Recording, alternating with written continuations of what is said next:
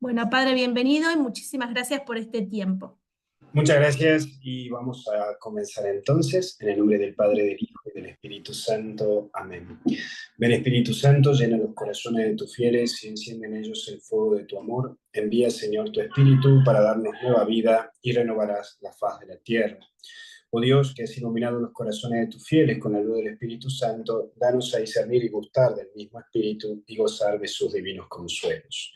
Gloria al Padre, al Hijo y al Espíritu Santo, como era en un principio, ahora y siempre, por los siglos de los siglos. Amén.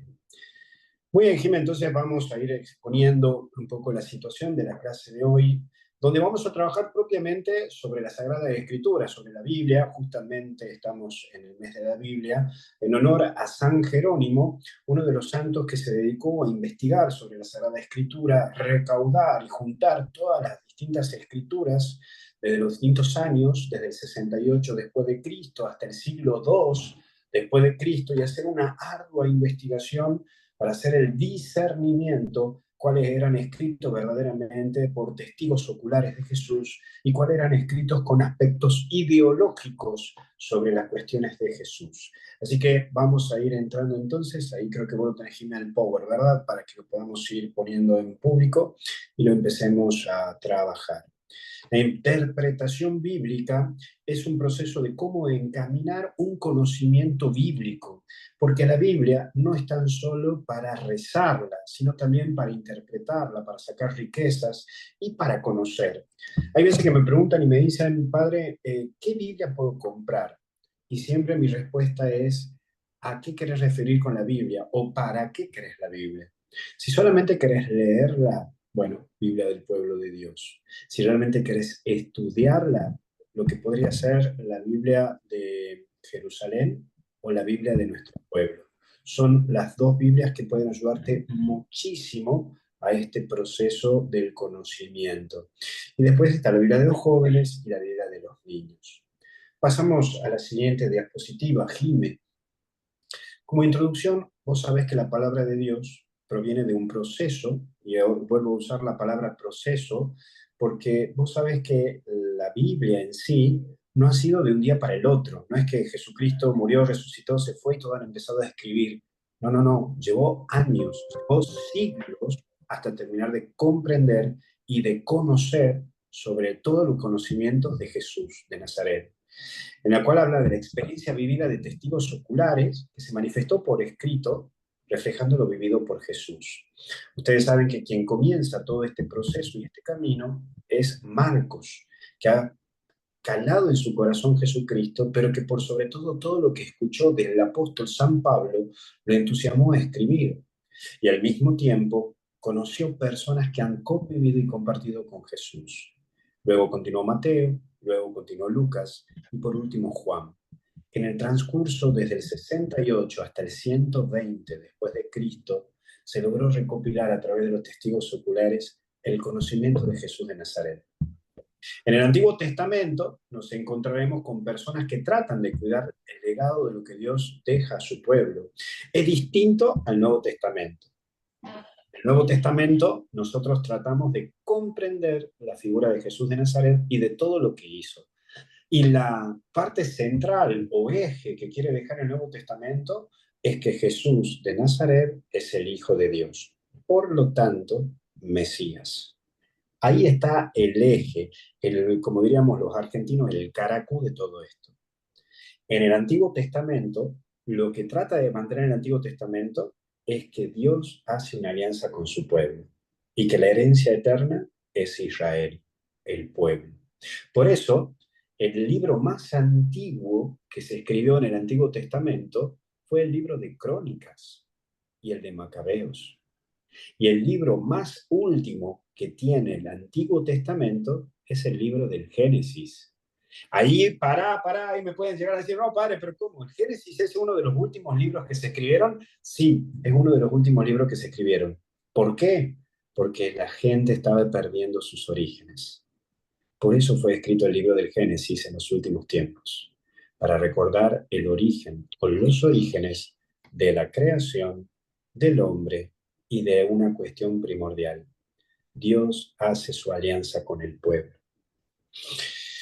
La Biblia como tal, como la tenemos en estos tiempos actuales, se va a constituir en el Concilio de Trento en el año 1545-1563. Por lo tanto, así como te habrá sorprendido que el libro del Génesis fue uno de los últimos escritos del Antiguo Testamento, hoy te tengo que decir también que otra cosa te va a sorprender es que la Biblia como tal la tenemos recién en el 1500.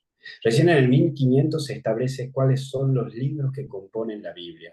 Pero siempre hay un pero estos escritos estaban en latín.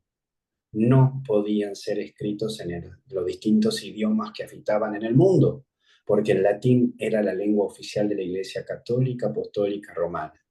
De ahí viene la diferencia entre las Biblias católicas y Biblias que no son católicas, es decir, evangélicas.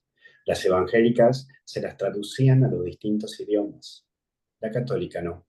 De ahí viene que cuando alguien venía con una Biblia de los mormones, decía no, con la Biblia de los testigos de Jehová, venía y decía, no la leas, es pecado. Y era porque dentro de la iglesia no se podía leer la Biblia que esté bajo el idioma de cada país, solamente en latín.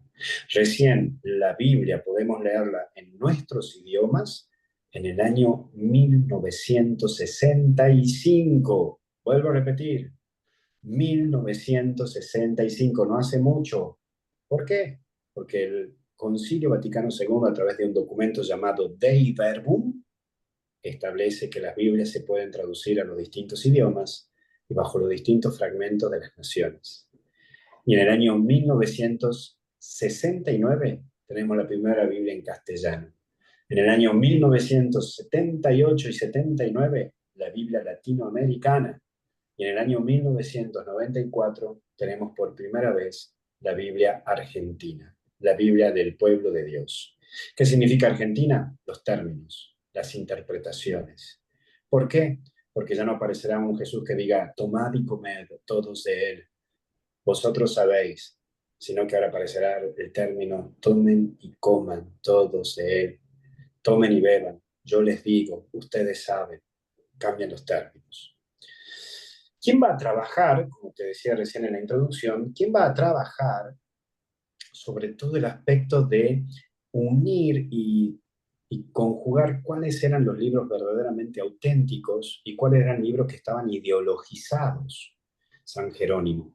San Jerónimo dedica toda su vida a ver libro por libro, traducirlo al latín y diferenciar cuáles eran los libros del 68 al 110 y cuáles eran los libros que estaban escritos por una secta que había surgido en el siglo I después de Cristo llamado el gnosticismo. Ese término, gnosticismo, lo tienen que recordar bien porque es la primera secta dentro de la Iglesia Católica que comienza a buscar influir con ideologías. Busca influir con un término de decir que Jesús era energía. De ello se basa o de ello sale la angelología, el tema de la interpretación de sueños y muchas cosas que hoy la usa la New Age. Pero ese es otro tema. San Jerónimo es el que diferencia y divide. Porque es fundamental los padres de la iglesia. ¿Y qué se entiende por padres de la iglesia? Para que más o menos tengan una idea, los padres de la iglesia son los discípulos de los apóstoles. Te lo vuelvo a repetir por si estás tomando apunte. Los discípulos de los apóstoles. Y existen tres tipos de padres de la iglesia. Primero, los padres apostólicos, que son los discípulos de los apóstoles. Por ejemplo, San Ignacio de Antioquía, discípulo de San Pedro, San Clemente de Alejandría, discípulo también de San Pedro y segundo papa. Y después tenemos los padres apologetas, que son entre el siglo I y siglo II. ¿Quiénes son los padres apologetas? Son personas intelectuales, filósofos, que se convierten al catolicismo y empiezan a unir la filosofía con la teología. Son grandes estudiosos. Entre esos tenemos a Orígenes, a San Agustín de Hipona. Y después tenemos un tercer tipo de padres de la iglesia, que se los denominan los padres Capadocio, que está unido a San Basilio Magno, San Gregorio de Niza y San Gregorio Nacianceno. Estos padres de la iglesia van a unir la doctrina social de la iglesia o la ayuda social y la promoción humana con el evangelio. ¿Por qué estos padres de la iglesia son importantes? Porque es la tradición. está primero, el escrito o la tradición? Y la respuesta es la tradición. Te pongo un ejemplo para que me entiendan. Lo que hablamos entre nosotros, lo que vivimos en la familia, va a aparecer un nietito, va a aparecer un sobrino nieto que va a poner por escrito todo lo que nosotros hemos vivido y hemos hablado. Bueno, aquí pasa lo mismo. Todo lo que ellos escucharon, empezaron a ponerlo por escrito. Por eso es importante la tradición, aparte de la Biblia. La diferencia entre un católico y un evangelista es que el evangelista solamente lee la escritura, la palabra de Dios.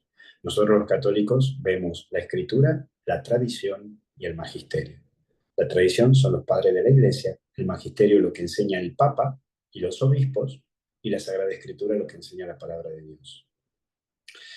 La situación de los gnósticos es una cuestión que empieza a aparecer en el siglo I, donde un grupo de católicos se empieza a separar, se creen puritanos, se creen más puros, se creen los que no tienen pecado, y eso los lleva a diferenciarse de los otros. Y empiezan a definir y a denominar que el católico tiene que tener ciertos poderes energéticos, como lo tenía Jesús. Pasamos al siguiente punto, Jimé. No se me aburra, señora, no se me aburra, señor. Vamos, despierte. No se me duerma, no se me achique. Vamos. Ahora vamos a ver algunos puntos de los términos a tener en cuenta. El primer punto es el término de la palabra exégesis. ¿Qué significa exégesis? Es la explicación actualizada de un texto bíblico, ¿sí? Esto es para que te quede bien y para que tengas en cuenta estos términos, ¿sí? Lo tenés que tener en cuenta los términos porque hay que saberlos diferenciar. Cuando yo te estoy diciendo voy a hacer una exégesis bíblica, lo que estoy haciendo es, ¿qué me dice a mí la palabra de Dios? Y te lo manifiesto. ¿Qué es lo que hace el cura en la homilía? ¿Qué es lo que yo siento que me dice a mí la palabra de Dios hoy para vos? Eso es propiamente exégesis.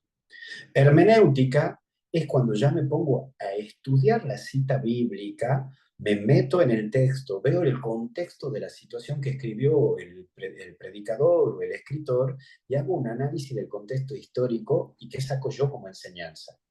Por ejemplo, el libro de Crónicas, por ejemplo, el libro del Apocalipsis, es decir, cuando leo al texto, pero ya en su contexto, me pongo a ver la historia, qué pasó, qué sucedió. Eso es hermenéutica. Heurística es la interpretación magisterial, es cuando un papa habla de una cita bíblica, cuando un papa hace la interpretación como autoridad de la iglesia. Por ejemplo, el Papa Francisco, que habla de que tenemos que samaritanear y hace una explicación del buen samaritano. Bueno, cuando un papa habla de un texto bíblico, eso se llama heurística. Y crítica no es como hace la doña de aquella en mi parroquia que anda criticando a todo el mundo, esa no es la crítica que voy a hablarte ahora, sino que la crítica es el análisis del autor y el género literario. Es decir, qué análisis está presentando el autor a la sociedad y a qué género literario refiere. Si es literal, si es poesía, si es un canto. Quita el computador de allá. Vamos al siguiente. En el siguiente punto vemos el sentido de la Biblia. ¿Qué sentido yo le tengo que prestar? Bueno, es ver que se refiere el autor en el parte del sentido literario y es la intención que el autor tiene, pero también es estudiar el auditorio, se tiene que ver la crítica. No es lo mismo, por ejemplo, si leo una carta de San Pablo o que si leo una carta del apóstol San Pedro. Las personas que se dirigen son totalmente distintas. Por eso San Pablo tiene muchos escritos, porque comunidades que él abría, él sabía que la gente era totalmente distinta. Yo si escribo una carta, no le voy a escribir una carta a un colombiano de la misma manera que le escribo a un argentino. No le voy a escribir una carta a un argentino lo mismo que a un venezolano. Es decir, la interpretación, el sentido, las palabras que tengo que usar cambian. Por eso yo tengo que ver el sentido literario. Si yo leo, por ejemplo, el libro de San Juan, sé que es mucho más teológico, me es más difícil, tengo que trabajarlo un poco más, o los que están ayudándome los que me están acompañando en las clases que estoy dando de el libro del Apocalipsis. Ya vamos en la segunda clase. Bueno, estamos viendo el sentido literal, qué significaban los números, qué se interpretaba por el tema de los ángeles, el tema de la cantidad de las alas. No son el sentido literal que todo fue así, pero hay que entender a qué quería llegar el lector o a qué quería que le interprete el lector. Viendo el género literario, escribió, puede ser poesía, puede ser prosa, puede ser un cuento, puede ser una historia. Te pongo un ejemplo. Poesía es el libro del Cantar de los Cantares. Prosa, el libro de Crónicas. Cuento, el libro de Job. Historia, el libro de Reyes, Primera y Segunda de Reyes. Redacción, el libro de Macabeos. Vuelvo a repetirte.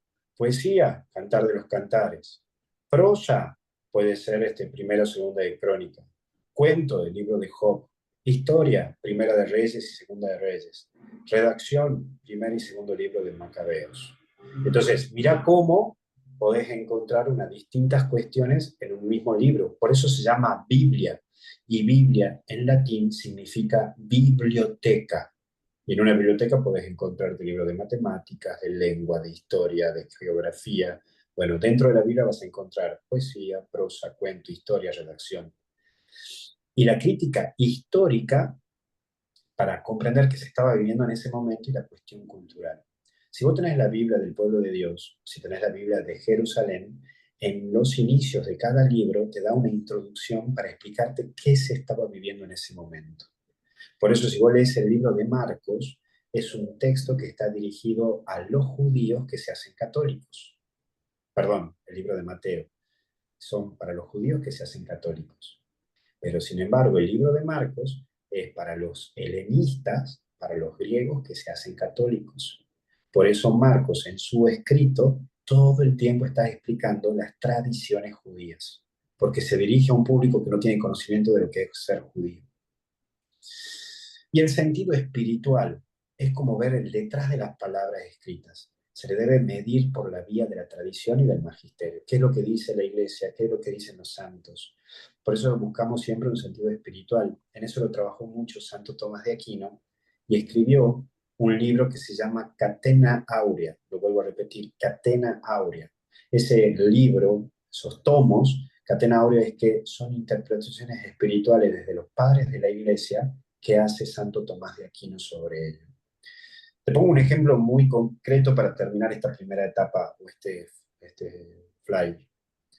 ¿Te acordás cuando Jesús dijo, el que peque con el ojo es mejor que se lo quite y lo tire? Bueno, uno puede decir interpretación literal. Entonces mañana vamos a estar todos ciegos, tuertos, porque hay cosas que pecamos con el ojo. Imagínate, si tu lengua es ocasión de pecado, córtatela. Mañana un montón de gente va a estar muda, que sería bombazo, buenísimo, pero bueno, no, la verdad es que no podemos hacerlo.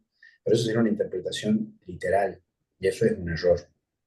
La interpretación que hacía Jesús era, si sos una persona que pecas con la lengua, con el hablar, trata de buscar la disciplina. ¿Ve? Hay un sentido espiritual, no es un sentido literal. Vamos al siguiente punto. Cuando estamos viendo en estos términos, que estoy explicándote de los términos, no es lo mismo hablar de exégesis que hablarte de eisegesis. Exégesis es ver el significado de un texto bíblico con un estudio, interpretar la situación, qué era lo que quería decir el lector, al lector, el autor. Y la eisegesis es insertar mi interpretación personal o la idea en un texto bíblico. Por eso viene la diferencia, y esto no es por una cuestión de crítica, de ahí viene la diferencia con nuestros hermanos evangélicos, porque cada pastor evangélico hace su propia eisegesis. Cada pastor evangélico quiere meter su propia interpretación personal, y ahí sonamos. Por eso no todos los evangelistas son de una misma iglesia, son de distintas. Por eso cuando se hace exégesis se busca unificar criterios. Vamos al siguiente punto. Ojo, también pasa en los curas, ¿no? Hay curas que también hacen una interpretación demasiado personal, y aquí hago un paréntesis, algo que hemos sufrido nosotros los católicos en la década del 70, década del 80, cuando muchos curas que eran de la teología de la liberación o curas que eran de ideología zurda metían que Jesucristo era como un Che Guevara. Bueno, que eso hasta incluso se lo quiso exponer en una Biblia de latinoamericana, que después el Papa Juan Pablo II tuvo que pegarle el corte y decir, no, esto no es propiamente exégesis, sino que es una eisegesis, y era meter ideología zurda dentro de la palabra de Dios. Bien, vamos al siguiente.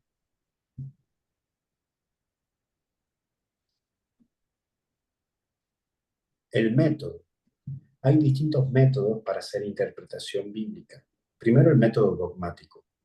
El Papa puede lanzar documentos o puede dar homilías que emiten sobre una cierta cita bíblica. Eso es un tinte dogmático.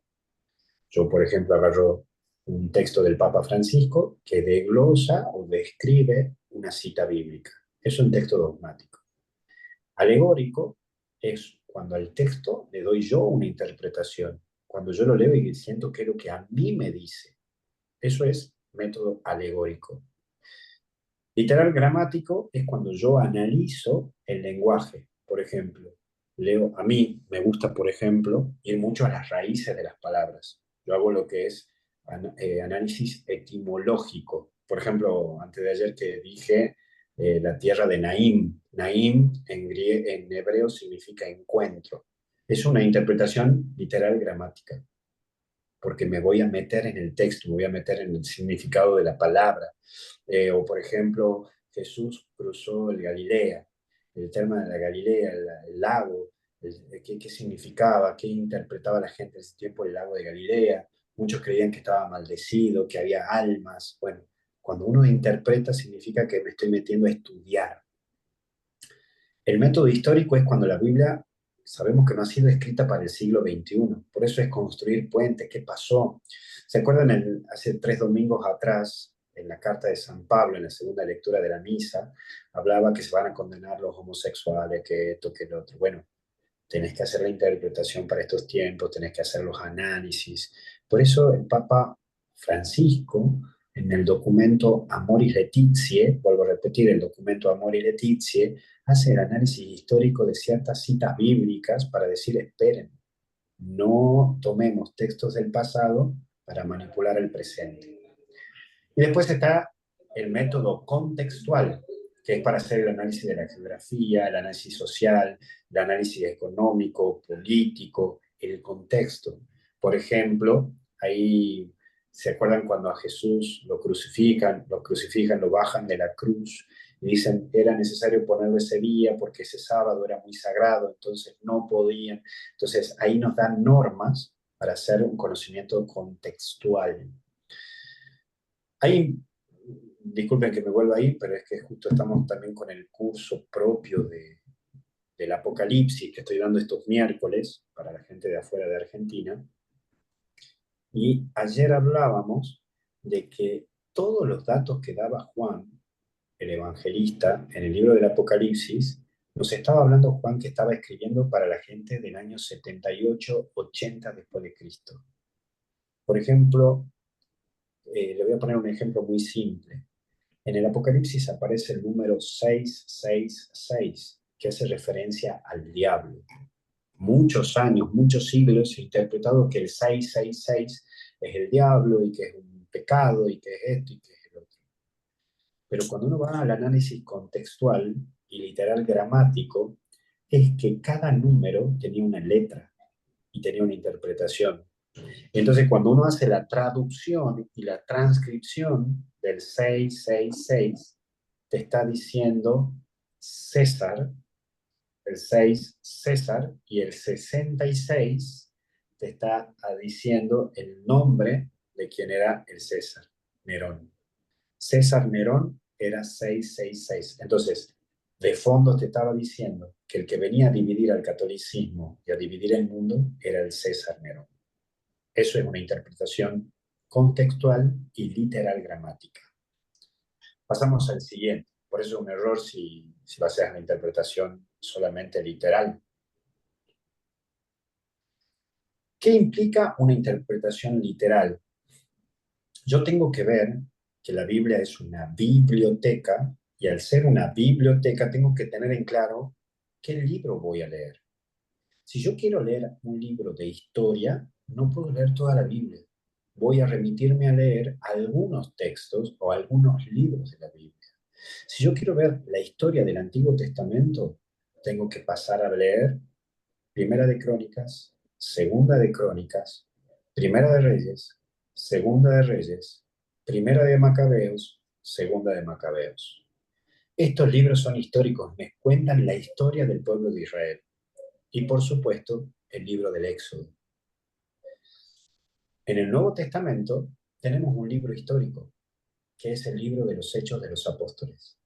Ese libro sí me está contando cronológicamente lo que fue sucediendo.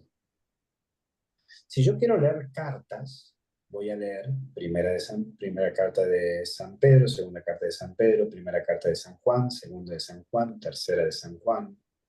Pero también voy a tener conocimiento de las cartas paulinas, de las cartas de San Pablo. Son cartas que van con una motivación o con una munición, va con una búsqueda concreta.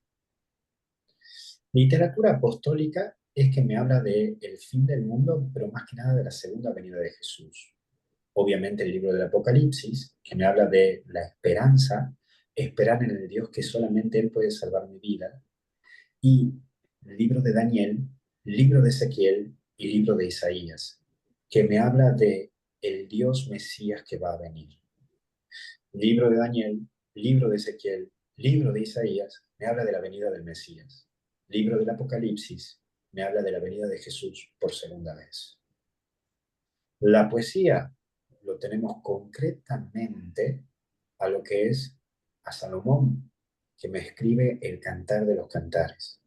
Por eso cuando leemos el Cantar de los Cantares, en la noche busqué al amor de mi alma, en un árido jardín él hizo su morada, con perlas de rocío cubrió mi cabeza, y el bien amado mío es mi amado quien llega. Ven, amada mía, ven a mi jardín, que el invierno ya pasó y las viñas en flor exhalan su frescor. Son textos de poesía, que son las poesías que hacía el rey Salomón para conquistar a las mujeres. Obviamente que le fue muy bien, porque llegó a tener más de 120 mujeres. Así que si hay algún soltero o soltera, use esos textos que va a conseguir algo. Pero también podés encontrar libros de drama.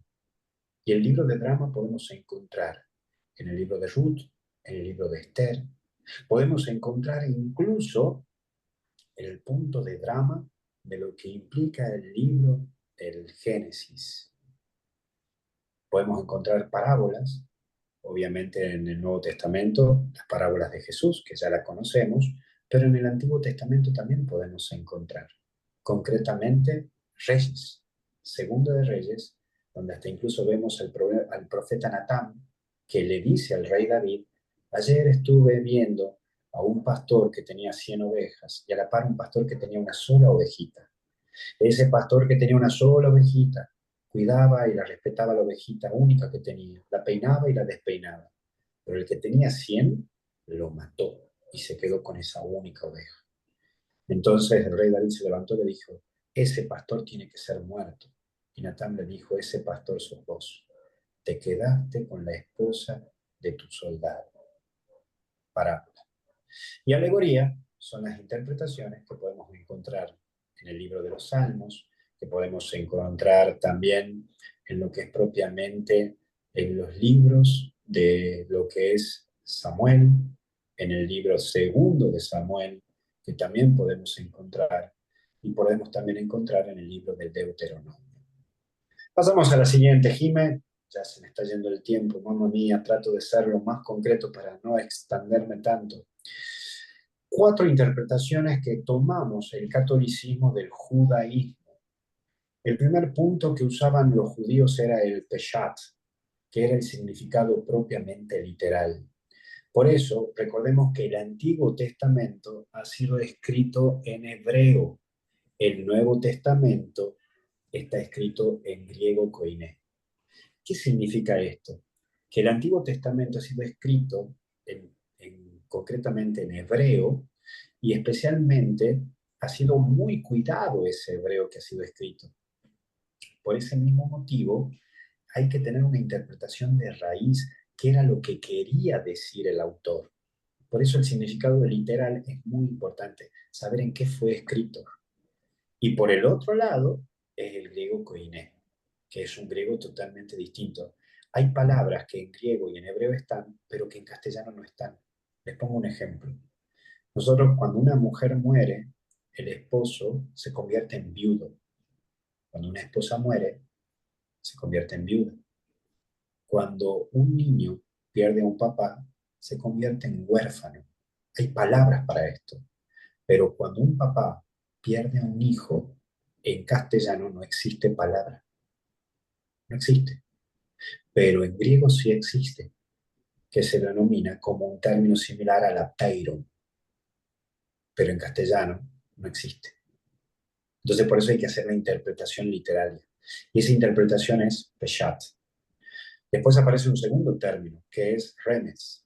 Remes es el significado implícito.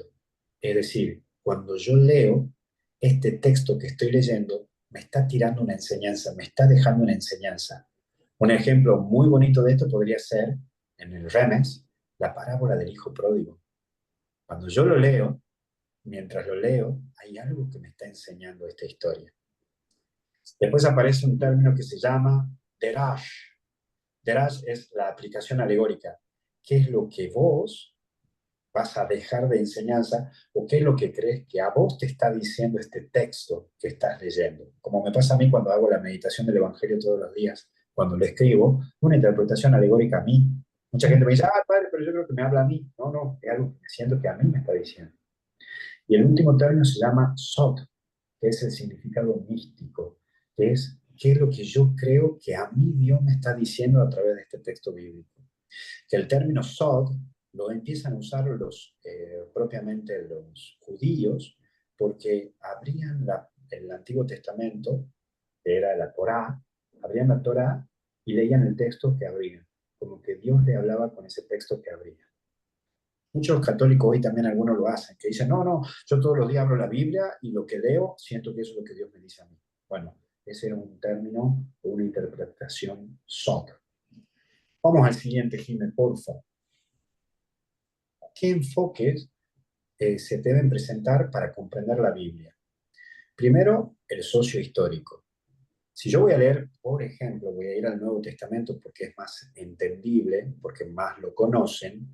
Si yo quiero leer el libro de Marcos, primero tengo que entender que fue el primer libro escrito entre el 60 y 70, que ha sido escrito para personas que no eran judías y se querían hacer católicas. Tengo que entender que está escribiendo un Marcos que es discípulo de San Pablo, tiene mucha consonancia con lo que San Pablo hablaba. Estamos viendo que está escribiendo a personas que recién están entendiendo quién era Jesús de Nazaret y personas que se empiezan a bautizar pero no se tenían que circuncidar. Sigo con el Marcos para que me vayan entendiendo. El sentido literario. La literatura me enseña que Marcos empieza a escribir en griego koiné porque no quiere que lo lean los judíos. Era como un código. Si yo escribo en hebreo, los judíos van a saber que estoy escribiendo. Entonces voy a escribir en griego koiné porque muchos judíos no sabían leer en griego. Y el sentido teológico es para que la persona cuando lo lea saque sus conclusiones de qué es lo que Dios quiere decirle a través de estos textos. Paso, por ejemplo, a Lucas. Mi interpretación sociohistórica. Lucas lo escribe entre el 70-80. Estaba con la Virgen María, convivió en la misma casa con la Virgen María, estuvo con San Pedro y también con San Pablo, era médico, por eso te da más especificidad con nombres, lugares, tiempo. La interpretación literaria él la escribe también en griego, en partes en griego y en otras partes la escribe en griego koiné. Y la interpretación teológica que te quiere dar él es que es el Hijo único de Dios. Vamos al siguiente, Jimé, porque si no, no me va a alcanzar la vida. La iluminación para que vos puedas tener una buena interpretación bíblica. ¿Cuáles son las tres cosas que uno tiene que cuidar? ¿Cuáles son los pilares de la Iglesia Católica para interpretar la palabra de Dios? Las Sagradas Escrituras, Antiguo y Nuevo Testamento, la tradición, desde la muerte del último apóstol, que es el apóstol Juan, 90 después de Cristo, hasta el siglo IV después de Cristo, es decir, que la tradición termina con San Benito de Murcia, fundador de los monjes. Por eso los monjes son los primeros en hacer la oración a través de la palabra de Dios. Y el magisterio estamos hablando desde el Papa. ¿Qué es magisterio? Todo lo que el Papa diga y todo lo que un obispo diga en su diócesis. Por lo tanto, estas tres cosas nos dan a iluminar para tener en claro a qué refiere la palabra de Dios. Pasamos al siguiente. ¿Cómo puedo yo rezar? Esto es lo que yo te acabo de presentar, los 3 pilares, Sagrada Escritura, tradición y magisterio, es lo que es el eje central para todos. Pero ahora, ¿yo puedo meditar? Sí. La lección divina comienza a través de los monjes benedictinos. Ellos comienzan a enseñar a orar con la palabra de Dios. ¿Cuáles son los pasos? 3. Primero, leo un texto bíblico, una cita bíblica. Segundo, subrayo o marco las palabras que a mí me dicen, que me llaman la atención. Y tercero, ¿qué le digo yo a Dios a través de esto? Por eso muchos monjes hacen el planteo de las 3 preguntas. ¿Y cuáles las 3 preguntas que uno tiene que decir? ¿Qué dice el texto? Entonces yo lo leo el texto y después digo, ¿qué dice el texto? Entonces, sin volver a leerlo, trato yo de, en mi cabeza, qué cosa me quedó grabado en la memoria. Segunda pregunta es, ¿qué me dice el texto? ¿Qué me está diciendo a mí Dios con este texto que acabo de leer? Y termina la pregunta con, ¿qué le digo? Vuelvo a repetir las 3 preguntas que proponen los monjes benedictinos para hacer la lección divina. ¿Qué dice el texto? ¿Qué me dice el texto? ¿Y qué le digo?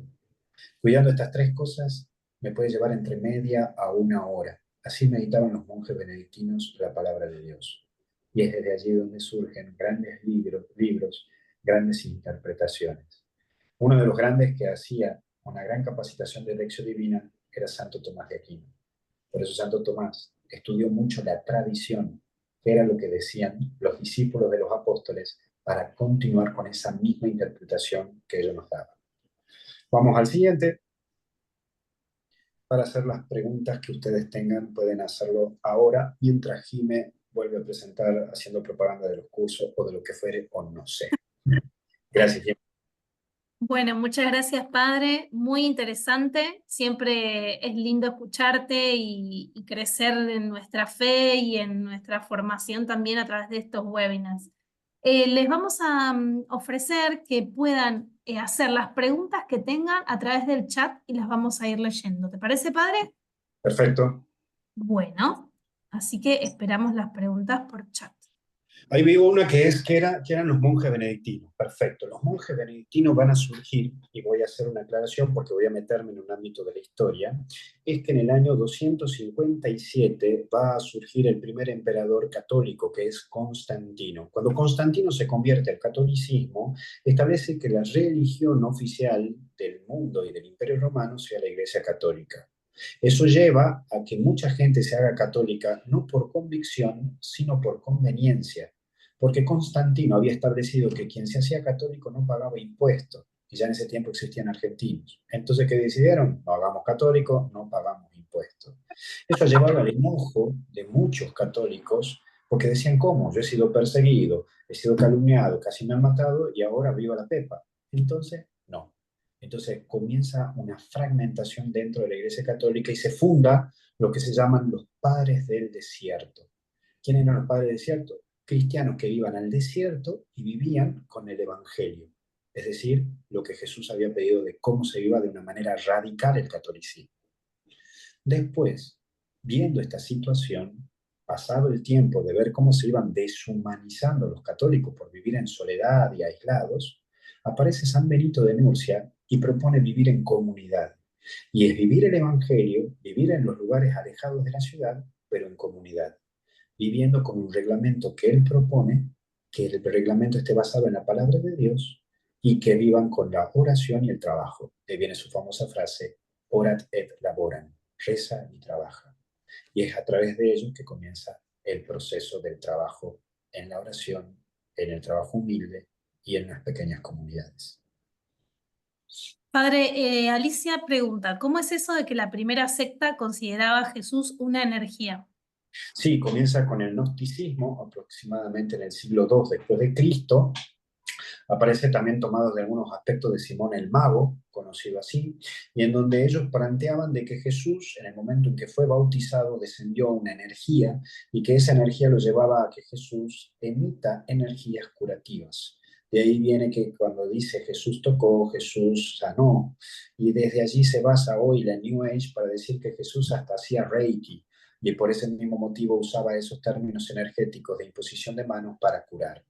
Obviamente que es una secta o es una rama del catolicismo donde se hace una mala interpretación que después lo van a usar los jansenistas y después comienza la iglesia a través de los apologetas de estos padres de la iglesia, entre esos San Agustín de Hipona, Orígenes, mucho más adelante San Alberto Magno y el mismo Santo Tomás de Aquino, son los que empiezan a declinar o a hacer mostrar cómo esta corriente se fue transformando en el transcurso de la historia y hasta el día de hoy sigue estando dentro de la misma iglesia. Por eso hoy tenemos también católicos que hacen algunas cuestiones de New Age, pero viene también con esta rama de la cual comenzó los dos después de Cristo. Pregunta Javier, ¿libros recomendados para interpretar citas bíblicas? Bueno, Catena Áurea de Santo Tomás de Aquino de cabeza, es fundamental ese libro, aunque tenga 3 tomos. Después existen 3 tomos de la Casa de la Biblia, que así se llama la autoría, de autores varios, la editorial Casa de la Biblia, autores varios. Y después podés tener Biblia del Pueblo de Dios, que es una muy buena, la parte de pie de página. La Biblia de nuestro pueblo, del padre Alonso Shekel, también es muy buena interpretación. Pueden bajarse la aplicación de la Biblia de Jerusalén, que también trae buena interpretación, y después pueden también obtener el libro de la editorial EUNSA, que se llama La Biblia de Navarra. Bien, pregunta Belén si podés volver a explicar brevemente los 3 enfoques, más precisamente el literario y el teológico. Existe el enfoque literal, que es qué es lo que dice el texto en su contexto general, es decir, es la interpretación de lo que está ahí escrito, el por qué y a quién ha querido llegar, a qué auditorio quiere llegar. El texto alegórico es una interpretación que yo saco de este texto. Después viene el texto moral, qué enseñanza o qué ley me está dando a mí para mi actitud de vida. Y el último, el texto teológico, qué interpretación de lo que Dios me quiere decir o qué es lo que Dios en este momento me quiere hacer interpretar. Bueno, hay varias preguntas. Pregunta Vicky, ¿cómo recomendarías leer la Biblia? Siempre la recomendación es de lo más conocido a lo menos conocido, por eso es leer primero Marcos, Mateo, Lucas, Juan, Hechos de los Apóstoles, cartas paulinas, Apocalipsis, y de ahí comenzar con el Génesis, Éxodo, Deuteronomio, Levítico y así sucesivamente.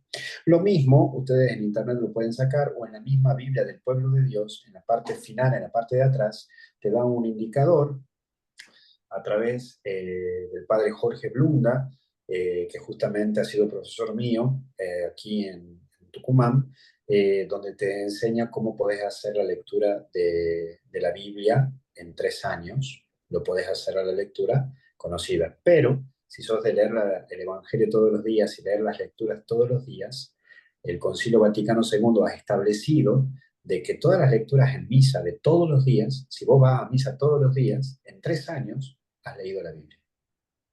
Por eso está el ciclo A, B y C dentro de la liturgia católica, dentro de las misas. Bueno, hay varias preguntas. Vamos a ir como resumiendo en 2 más. ¿Qué datación tiene la Biblia más antigua que se conozca? ¿Qué adaptación tiene la Vulgata? Que es la que es propia traducida de San Jerónimo. Y por eso, sí, Perdón, pregunta por la data, la fecha. la fecha aproximadamente es entre el año 157 al 159, concretamente. Y la BAC, que es una editorial española y que trabaja mucho, la BAC lo editó y hasta incluso la BAC tiene la edición de la Biblia trilingüe. ¿Qué es la traducción de la Biblia trilingüe? Que podés comprarte la Biblia que está en hebreo, en griego y en castellano. Entonces podés ir meditando y podés ir viendo los 3 textos. Obviamente que es carísima, pero es recomendable porque está buenísimo, especialmente si sabes hebreo, griego y vas viendo cómo se va pasando las distintas interpretaciones a los distintos idiomas. Bueno, y la última, padre, porque hay varias preguntas en el chat que ya las fue respondiendo el padre de una u otra manera. Así que la última hacemos la de Ángela, que pregunta ¿cuándo habló sobre los pilares? ¿Qué comprende la tradición y el magisterio? La tradición es qué es lo que empiezan a hablar sobre Jesús de Nazaret y la interpretación de los escritos sobre Jesús de Nazaret, los discípulos de los apóstoles. Dentro de esos discípulos de apóstoles tenés padres apostólicos, los directos, los que estuvieron con los apóstoles, padres apologetas, los que no estuvieron con los apóstoles, pero sí cercanos a estos discípulos de los apóstoles y eran intelectuales, unen la filosofía con la teología, y los capadocios, los que estuvieron ya cerca del final, pero comienzan a generar acciones dentro de la sociedad a través de cómo vivir el Evangelio. Eso es tradición. Magisterio es todo lo que hablan los papas en cuestión de fe y moral. Y Sagrada Escritura es el escrito que está plasmado en texto. Bueno, padre, ¿te parece que cerramos acá? No queremos Sí, cómo demorarte no. mucho más. Está muy, siempre el seminario que hacemos de Biblia, el webinar, Sí. siempre trae un montón de preguntas, ¿viste? Es como que no llegamos, pero ¿te parece bien? Cerramos acá. Sí, Los que Jiménez, quieran, por después, supuesto. después vos Sí. haces una síntesis y depende de lo que vos veas, armamos un nuevo seminario, un nuevo webinar de Biblia para tocar los puntos que vos veas convenientes para tratar desde las preguntas. Está muy, muy bueno. Bueno, muchísimas gracias, padre. Les dejo acá en el chat los datos, tanto de la universidad, de la Facultad de Humanidades, como el de Misioneros Digitales Católicos, porque vos siempre solés responder preguntas a través de las redes. Bueno, siempre estás muy atento, así que bueno, también todo lo que haya quedado como duda lo puedes ir resolviendo vos seguramente desde ahí. Así que bueno, te agradecemos muchísimo, padre. Algunos están consultando por certificados. El que quiera certificado de participación, le pedimos que mande un mail a humanidades@ufasta.edu.ar, que lo hacemos sin ningún costo, así que estamos a disposición. Nuevamente, muchísimas gracias. Este webinar queda grabado, ¿sí? A través del mail con al que les llegó el link y en la página de Misioneros Digitales va a estar colgado este webinar y lo pueden ver todas las veces que ustedes quieran. Así que les agradecemos muchísimo y nuevamente, Padre Luis, siempre tu generosidad, disponibilidad, tiempo, formación, todo al servicio de la iglesia y bueno, para la mayor gloria de Dios. Gracias, ¿Sí? Padre. Que Dios los bendiga en nombre del Padre, Hijo y Espíritu Santo. Hasta el cielo no paramos y algo bueno va a venir. Chao. Gracias, Padre. Hasta luego. Buenas noches.